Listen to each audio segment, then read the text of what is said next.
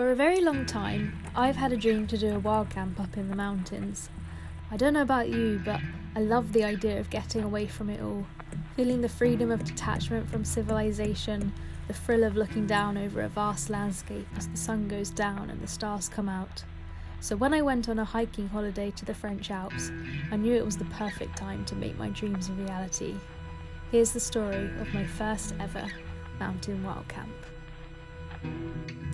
Today you join me from Les Écrins National Park. We're in France, it's the pre-Alps, I'm staying in the mountains, back in my happy place, and tonight I'm going to take you on a wild camp in the French mountains. We finally get a wild camp with mountain views. I've dreamt of this for so long, and tonight is finally happening. So excited. You can just see them up there, luring me up. First, I just need to quickly pack, and then we ascend into the mountains. Just putting the final touches together for my bag. Last items to go in: sun cream, very important. First aid kit, essential. Head torch. Thanks to the many of you that suggested I should get one. You were right, I should get one. I did get one. Kindle, because if I'm not staring at the amazing mountain views, I will have my head in a book. And we're off. We've left the G, walked, we got a lift a kilometre up the road. That was really lazy of us, but we've already been hiking 2 days here, so our legs are a bit tired. We've got to walk up the mountain with packs on, so we'll take any help we can get. We are going, can you see? We're going up there, up there somewhere. That's the plan. I've only done 4 wild camps in my whole life, and all of those were in the southeast of England. Although gorgeous, it's not exactly an area known for its mountainous terrain and dramatic views, so I couldn't wait to do my first ever camp out in the wilds of the mountains and experience something on a grander scale. I couldn't think of a better place to do it. It was warm and sunny, with no sign of wind, rain, cold, or a single midge in sight. As we started along the path, we caught glimpses of the mountains through the gaps in the trees, our eyes being drawn up past the alpine pastures towards the dramatic ridgeline.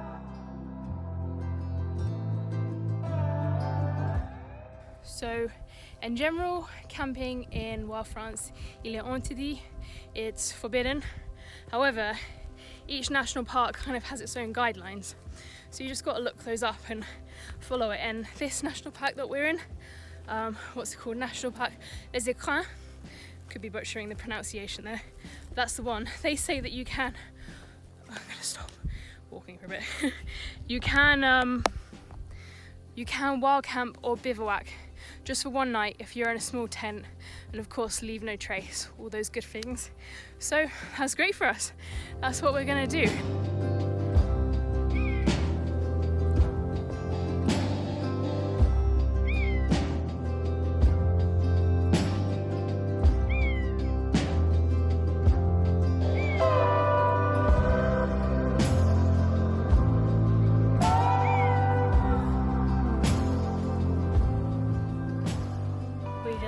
We decided to opt for the shorter but much steeper route instead of the longer but shallower, I guess is the word, route, which seemed like a really good idea until you're doing it. Then your lungs tell you maybe it wasn't such a great idea, but as soon as we're at the top it will suddenly become a great idea again. We'll be glad we're there sooner, so we're sticking with it. But you know what, the other 2 days I felt like I was storming up these mountains. Felt really fit, really proud of myself. Go Chloe. As soon as you stick a bag on your back, wow, it just dials it up like a million times. Suddenly I just feel like, I don't know what I feel like. I feel unfit, in summary. But it feels really good to have a pack on my shoulders again and being out hiking. I haven't done something like this with a backpack. Oh, I don't know how long. Maybe it was even when I was in Chile. We went down to Patagonia, me and Josh, and we were doing through hikes and stuff there. So we had everything on our shoulders. That was a great few months.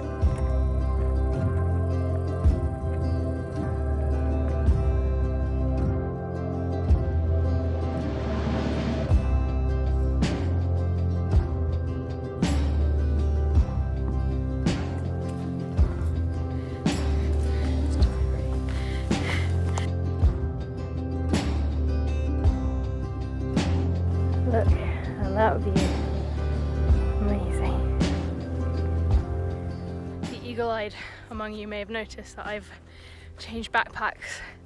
I started off with my 60 litre one, but it was kind of got for backpacking Southeast Asia, not for trail hiking, and it was sitting on me so badly. The weight was all on my shoulders rather than my back, so Josh rather heroically has taken my bag and we swapped. But I can't believe I actually went trekking through Chile with that backpack on. Now that I wore it again, I remembered that actually my shoulders were in a lot of pain during that hike.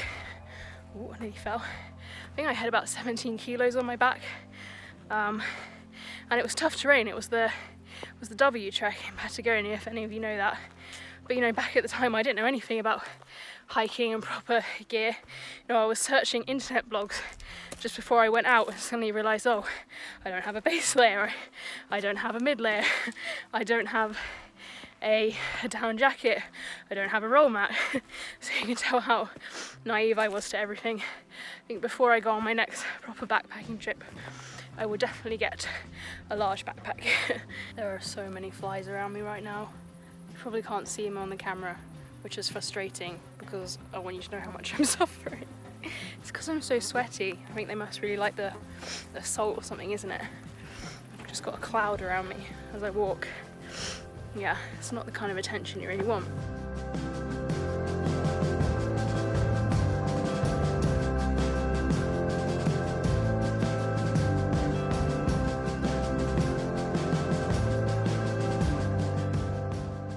Okay, we made it to the spot where we're going to camp. It's gorgeous. You've got sweeping views down into the valley, also up into the mountains, and we're looking right into the sunset at the moment, which is just, yeah, it's gorgeous. Really excited to try out this tent again. Me and Josh haven't used it in like, when was it, 2 years? It was the summer before COVID hit. We were out in Chile, yeah, just camping around Patagonia. So we had that tent for that. A lot of great memories, amazing memories. It's nice to whip it out again and take it to another amazing, beautiful area.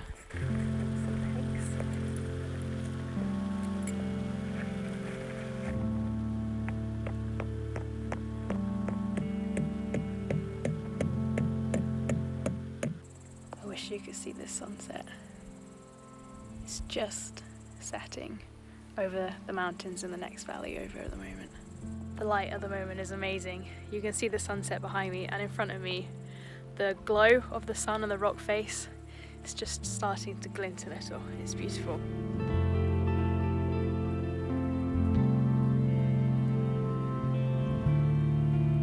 It was while watching the golden glow of the night that I realised this was actually one of my first ever sunsets up in the mountains.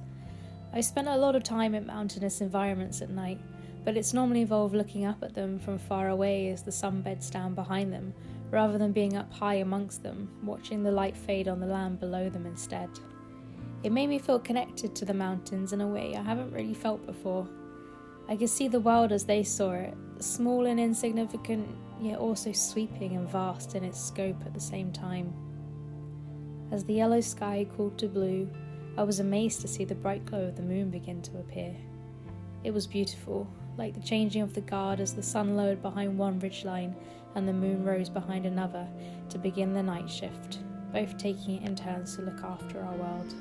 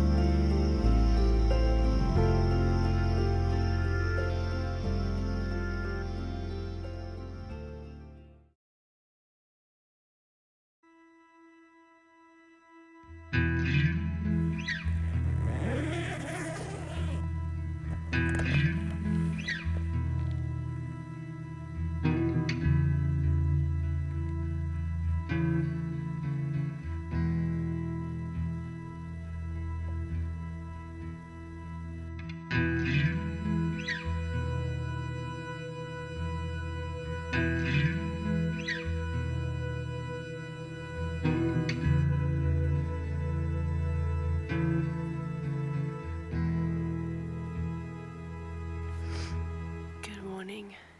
I'm just sitting on a bench near where we camped at the moment, just enjoying the view, along with a couple of hoverflies that you may or may not be able to hear buzzing around.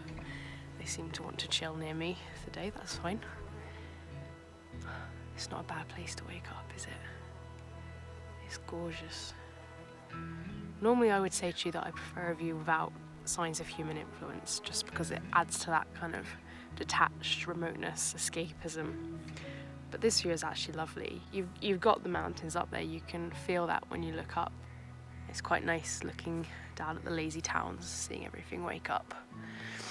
And me being awake and just watching it all happen. Very quiet still, except for the hoverflies. It's flying right behind the camera right now. It's time to do one important kind of chocolat.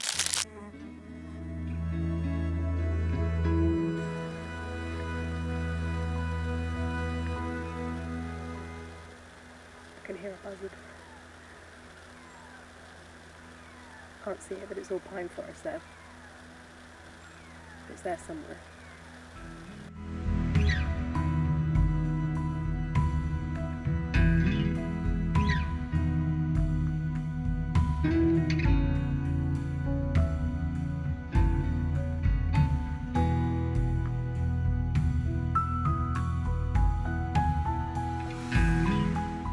It's just gone 7 and we've left and we're starting our descent back down into the valley to the gîte for a more hearty breakfast of oats, because as nice as pain au chocolat is, it's not really gonna cut mustard, is it, when you're hungry? I feel really refreshed and relaxed. Whenever I leave a camp, I always find myself reflecting on the night as I walk myself back home. This time, I think I felt most at peace of all the camps I've done. Camping in the mountains is definitely something special. Being up that high and removed from human influence, it physically and mentally detaches you from your worries and problems that suddenly don't seem like issues at all. Your mind suddenly only has space to be filled with the wonder and awe of the majesty of the mountains, leaving no room for any negative thoughts and emotions. It's very cleansing. I can hear the bells of, the cows when they wear the bells around their neck. Such an alpine noise. As soon as I hear it, I'm instantly transported to the mountains, or if I'm already in the mountains, you really feel, oh, I've arrived. Such a great sound. Although it must be so annoying for those cows to have it around them all the time. It must get very irritating. As we continued to descend, the sun was rising and with it hot air balloons too. It all felt very idyllic, with the clear blue skies, purple alpine flowers, cows and their bells, and a mountain backdrop. I thought I was already hooked on wild camping, but this mountain camp is taking camping from what I thought was a desire almost to a need. I think everyone needs a slice of the peace and joy a night in nature can bring. At the very least, everyone deserves it. Back on the road now, so nearly back at the gîte. Such a perfect morning, perfect night. I could really live somewhere like this. Like, that is where I want to get to in life. Like an alpine chalet somewhere in the Alps. Doesn't have to be France necessarily, could be on the Italian side or something. But can you imagine just waking up to these views and going to the boulangerie to get your fresh baguette in the morning, the patisserie, get lovely pastries, and just to be able to walk up into the mountains whenever you want to have fun, to clear your head, whatever. Yeah, I think that's the life for me. But I'm going to say goodbye now because we're nearly back. Thank you so much for coming along with me, as always. I hope you like these landscapes as much as I do. I'm sure you do, so hopefully you enjoyed it, and I will see you next time. Bye. Hey.